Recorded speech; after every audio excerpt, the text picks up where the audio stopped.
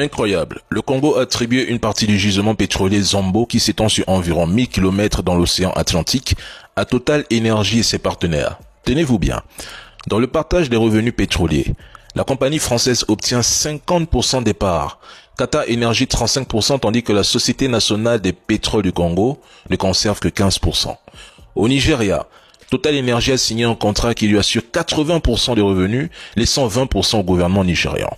En pratique, les compagnies étrangères récupèrent d'abord leur investissement, c'est-à-dire coûts d'exploration, forage, exploitation. Ensuite, elles se payent sur la production, ce qu'on appelle le cost oil.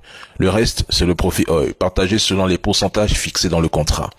Ce qui veut dire que les 15% du Congo et les 20% du Nigeria ne sont pas nets. Ils sont d'abord grignotés par les coûts techniques, les montages financiers et parfois la corruption.